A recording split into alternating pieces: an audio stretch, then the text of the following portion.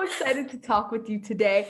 I feel like you just got such a story. I know you do so many things, and we are going to talk about Side Streets because that's the new release. But before we get into that, can you talk about your story and how you started making music? Yeah, totally. I grew up in New Jersey, so I had, super close proximity to New York City, which is actually where I am right now, which is not where I live.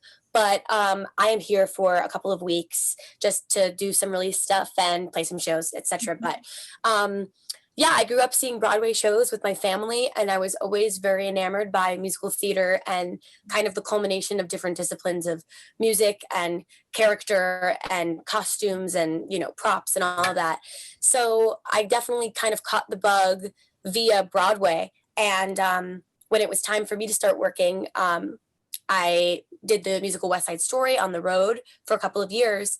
And when I returned, I kind of caught this spirit of wanting to immerse myself in a little bit more of like the music underground. So, after the shows, oftentimes when we were in these different European like metropolitan cities, we'd go out to Berghain or to Fabric or to like all of these really kind of like seedier, more underground spaces that was kind of the antithesis of Broadway. Musical theater is so polished and it's so put together and it's so very rehearsed. Yeah. And then we'd leave and then we'd kind of go to let loose and see like a super dark basement club of someone kind of playing just like beats with no lyrical content. So it was definitely a new experience for me that I was really interested in. And then that kind of all came to a culmination when I attended my first ever music festival, which was kind of also my first ever like proper concert, which is insane because I was like 20 and I had never really been to a concert before. But yeah, I saw Grimes, the artist at FYF, and was so infatuated with what she was doing. And I just loved the sound and I loved her performance and her energy. And literally like a week later, I dropped out of musical theater college and tried to start learning how to make music. And now here we are 5 years later. Oh my gosh, that's so cool. And not only do you do music, you dance, you direct, so many different kind of passions. How do you find balance in your life with all of those things that you do? Well, luckily I'm a Libra, so balance is kind of my nature. That's like everything that I'm kind of, always exploring. But I've always been somebody who is interested in a lot of different disciplines and things. I mean, I think a good example of that is that I'm currently in New York City. I don't live here. I've extended my trip like 3 times.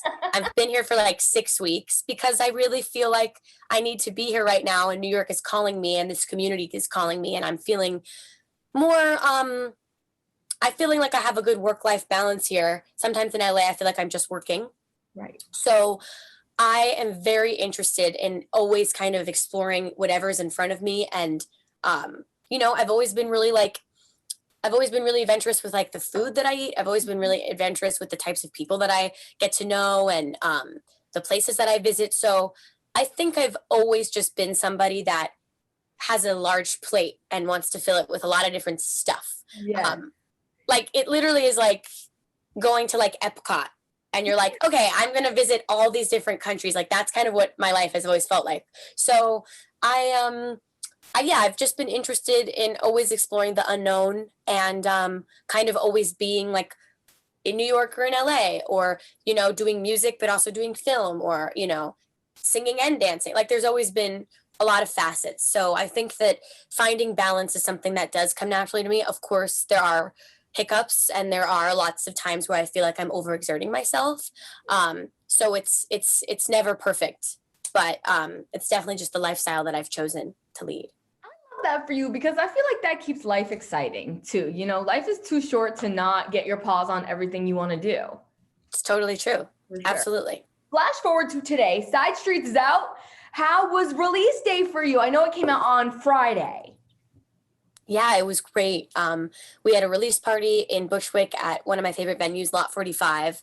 And so many of my friends came out to support. And so many people, too, were just kind of in the area and heard the music and came in. So I got some, new fans, new supporters. And I really connect with the people in that part of Brooklyn. I don't know. Everybody there is just like so fun. And everybody's just down to clown. I ended up like, I was so exhausted from release day and from working all day that I ended up leaving after my set, but apparently people stayed like all night. So that's really fun.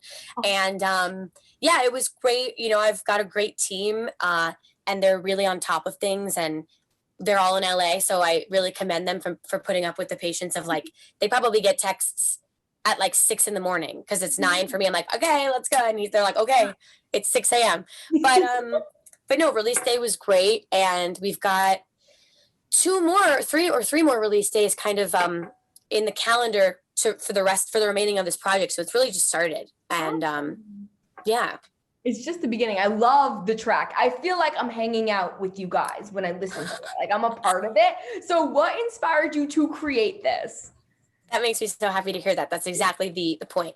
It was the pandemic and none of us had gone out in a long time. And I wanted to find a way to access that spirit without putting myself or my friends in danger. So I was like, if we can't do this for real, we can simulate this from an audio perspective. And I kind of wanted to create like a dance music musical. So, kind of really bridging the gap between all of my, interests.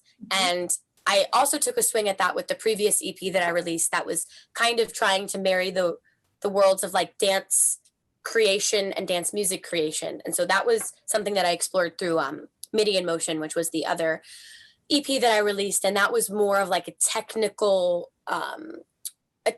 approach to making music out of dance instead of making dance out of music.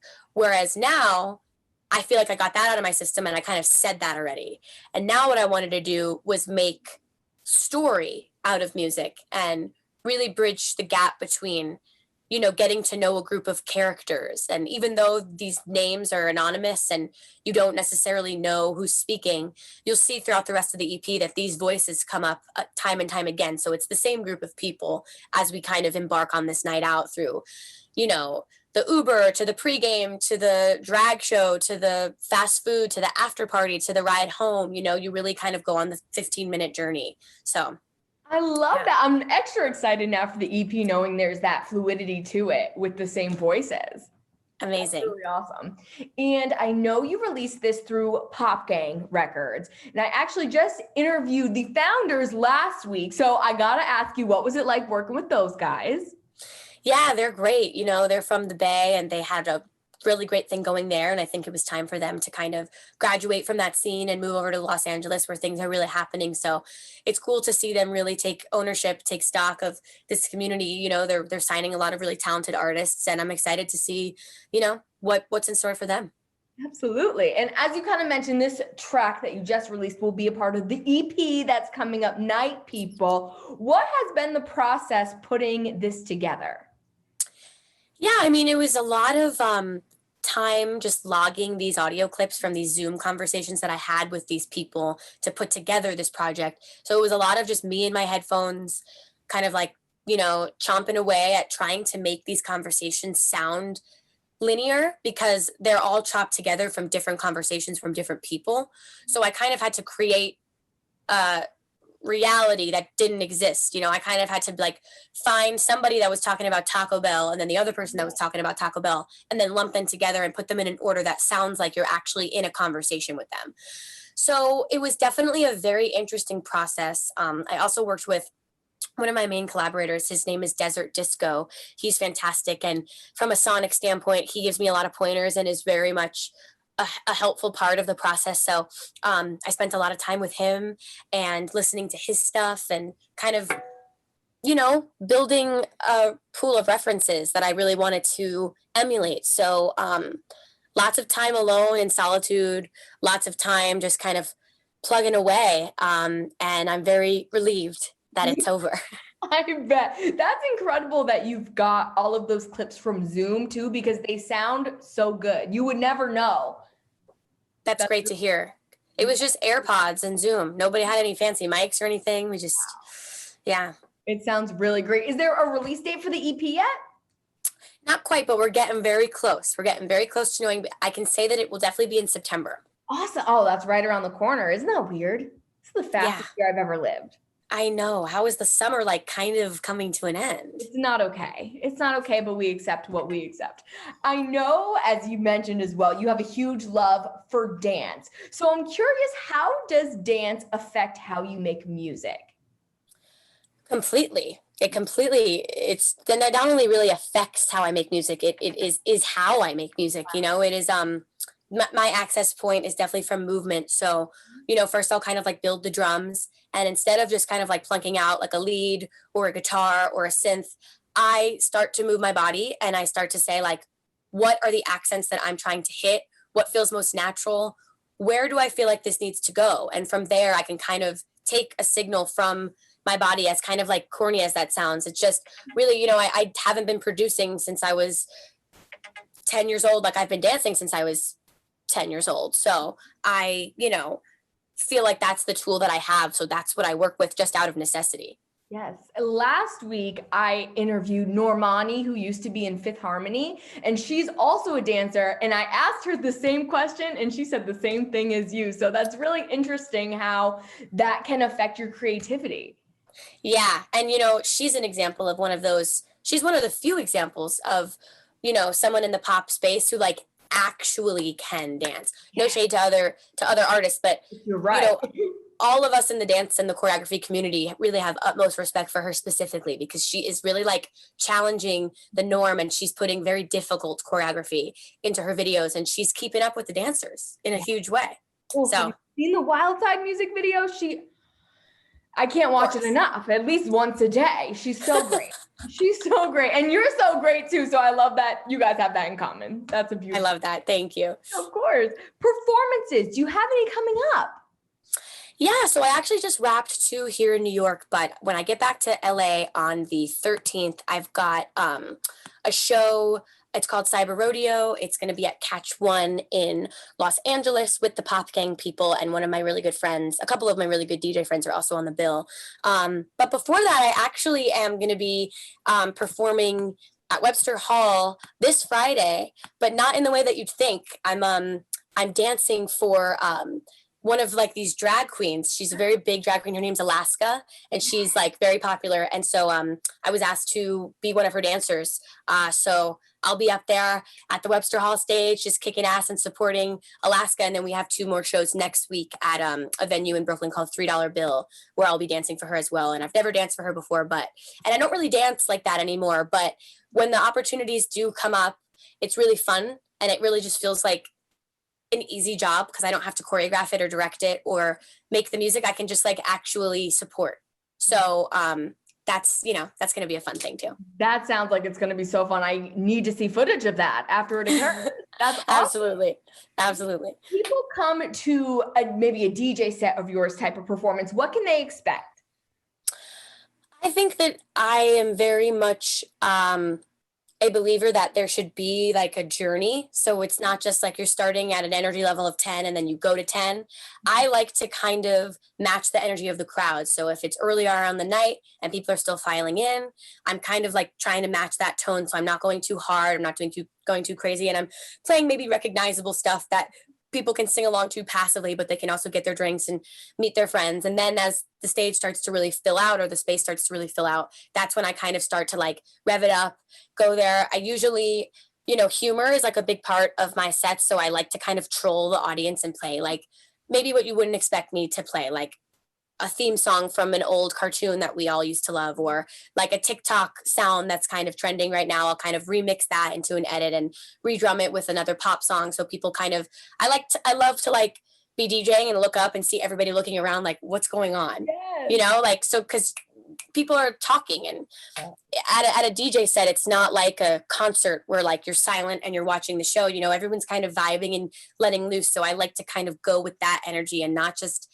show off and play all of my songs, but I like to mix my artistry with recognizable stuff, top 40 stuff that people are going to be able to really like attach themselves to and dance to. Keeping people on their toes. I love that. Totally. That's what you got to do. That's awesome. In addition to dancing and music, all the other things you're doing, I know you also direct music videos. You did one for Zed, just to name drop one. Is there anyone else on your dream list that you would love to direct for? Ooh, that's incredible. That's an incredible question. Absolutely. I mean, there are artists left and right that I'd love to collaborate with. I mean, you know, one of them being Ariana Grande for sure. Mhm. I have so much respect for her and her project, and vocally she just really floors me every time. So definitely would be interested in choreographing for Miss Ariana. I also, one of my favorite artists right now is a band called Hiatus Coyote, and they are really special and have a really crazy musical ear, and their work is really fantastic. So Hiatus Coyote would be a dream, although that would definitely be a little bit of a different direction because they're very like abstract. Um, Another like forward facing artist that I'd love to work for would be Robin. She's one of my biggest inspirations, and she musically is somebody that I feel like if we sat down for dinner, we would just like go, because I think we like love all the same stuff. And, she's been a huge inspiration for me. And I also think that I'd love to work for another artist, Caroline Polachek. She's one of my favorites. I just think she's got the funniest spirit, and she's so like kooky and just playful, and her music is really contagious. So those are some people that I think I'd be interested in directing. That's a great list, and we're manifesting it. So I know We when are. Ariana Grande sees this, she's gonna be ready. Totally. Totally. Absolutely. So as you mentioned, you're from the New York area, you're living in LA, but I took a little peek at your Twitter and it seems like you miss living in New York. Do you think you'd ever go back? I spend a lot of time here over the course of the year. Usually it's 2 to 3 months a year at a time. And I say every time, okay, next year after the winter, I'm moving to New York because I'm not going to do the winter here. I don't blame you. And then, something pulls me in about LA and I stay. Something does feel different about this trip, though, where I feel like I actually might make the plunge. But at the end of the day, I'm never moving back here fully. Yeah. If I move back here, it would be like a back and forth situation. So just because with all of LA, all that LA has to offer career wise and just like sort of energetically, I'm not ready to step away just yet. I can kind of see myself staying there forever, but I also am not ready to say goodbye to New York. So I think it's just going to be a balancing act. I get it. I mean, being from the East Coast myself, I don't blame you for leaving during the winter because It's brutal. it ain't worth it. It just ain't worth it. What do you It's think hard. are the biggest differences besides the weather between living in New York and LA?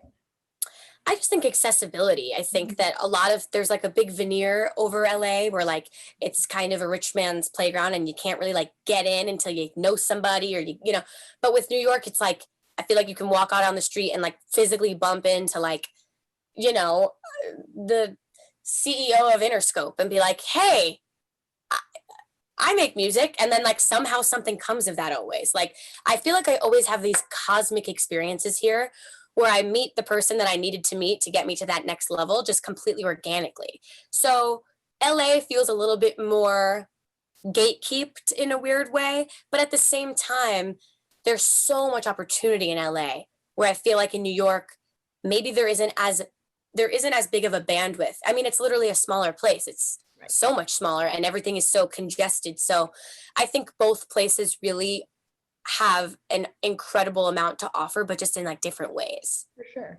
For sure. Outside of music, is there anything else you have coming up in your life that you're really looking forward to or excited about? That's a great question. Let's see. Well, my sister's having a baby like any day now, so that's very exciting. I will be an aunt, which I'm really excited about. So that's happening very soon. And yeah, outside of music, of course, there are a couple of shows that are happening that I'm really excited for. But I am going to return to Europe for the first time since I was on tour with West Side Story in 2012. In September, I'm going to go to Paris and Italy and a couple of other places. So, and maybe even play some shows out there. So I'm really excited to return to those cities. I think there's going to be like a huge wave of nostalgia that washes over me when I get back to Paris. Paris is where we're flying to. And I spent like 4 months there in 2012. So when I get back, I think I'm going to be like, whoa, when I was here, I was a teenager and I like lived here. And I remember this crepe station and I remember this like brasserie and I remember this bar, so I think it'll be really special. Oh, that's so awesome. So exciting. Last but certainly not least. So, here in the state of Maine, our state motto is the way life should be. So, I want to know, according to you, what is the way life should be? I love the state motto of Maine. Wow. I think you have to live without being selfish. You do have to live your life for you and you have to make your own decisions. And I think we're all very caught up in what other people think of us, but we can really like get down to the nitty gritty of what we want if we really honor our own decisions. So I think like the way that life should be is the way that you want it to be without the sort of clouded noise of what other people are saying you that telling you that you should be. Yes, 100%. Have you ever been here before to Maine? I have been to Maine. I actually went on like a week-long trip to Maine with my dad when I was like 14. We did a road trip from New Jersey and we did a lot of really cool things and I remember that specifically. I haven't really spent that much time in Maine though. Hey, you're not dead yet, Pennywild. Hopefully, we can get you here for a show one of these days. Absolutely. I would love that. I would love that. Awesome. I look forward to it because we're manifesting it. In the meantime, best of luck to you with all the things you have coming up. I can't wait to watch the journey. Thank you so much. This was a great interview and I appreciate the time and yeah, we'll talk I soon. appreciate you. It was great to meet you. Take care. Thank you. Bye.